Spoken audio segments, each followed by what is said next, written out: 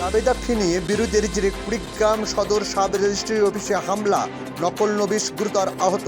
আসসালামু আলাইকুম, আমি হাবিবুর রহমান। শুরু করছি ZH টেলিভিশনের নিয়মিত সংবাদ। কুড়িগ্রাম সদর সাব রেজিস্ট্রি অফিসে জাবেদা ফি নিয়ে বিরোধের জেরে হামলা ও ভাঙচুরের ঘটনা ঘটেছে। এ ঘটনায় নকল নবিশ মমিনুল ইসলামকে প্রতিপক্ষরা অফিসে ঢুকে বেধড় মারপিটের ঘটনা ঘটিয়েছে।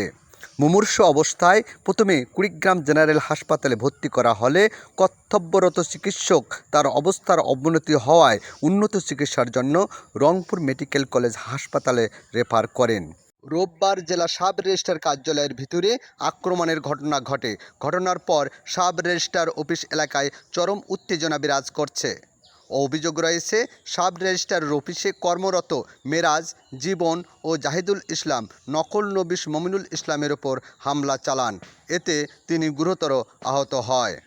প্রত্যক্ষদর্শীদের ভাষ্যমতে নকল নবিশদের জাবেদা ফি নিয়ে দীর্ঘদিন ধরে বিরোধ চলছিল। নকল নবিশদের দাবি অনুযায়ী ফি নির্ধারণ নিয়ে মতবিরোধ হয়। মাত্র 100 টাকার জেরে তা সংঘর্ষে রূপ নেয়। আক্রমণকারীদের হামলায় মমিনুল ইসলামের হাতের হাড় ভেঙে যায় এবং তিনি মাথায় গুরুতর আঘাতপ্রাপ্ত হন। রেজিস্ট্রার মোহাম্মদ রুহুল কুদ্দুস বলেন, জাবেদা ফি নিয়ে একটি দ্বন্দ্ব অব্যাহত ছিল। বিষয়টি আমরা আলোচনার মাধ্যমে মীমাংসার চেষ্টা করেছিলাম। এরই মধ্যে হামলার ঘটনা ঘটে।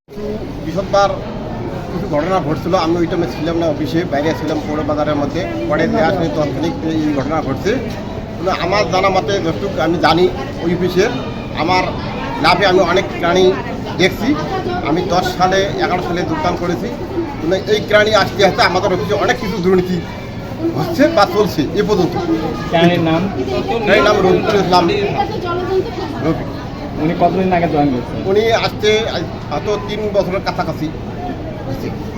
এই প্রাণী আসার কারণ থেকে অনেক অফিসে দুর্নীতি চলছে এই পর্যন্ত। আমি আমার ঢাকা কাটিয়ে আমি রেজিস্ট্রারি অফিসে ঢুকেছি ভাই। নিজে কামাই করে বাচ্চা দুটো খেলায় রাখি, কামাই করে চাকরি নিয়েছি। ওই অফিসে আসি খালি দুর্নীতি ভাই। শাড়ি তো দুর্নীতি করে না, বিচার চাই। আমি কি করি?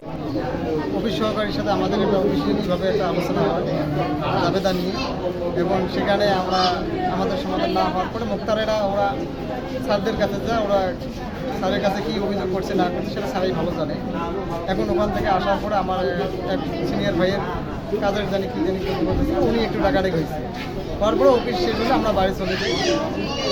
আজকে রবিবার আমরা সকালে অফিসে উপস্থিত হলে এবং 12 কোটিকার ওইদিকে এখন ওরা মুক্তারদের ছেলেদের ওরা আমাদের উপরে এসে।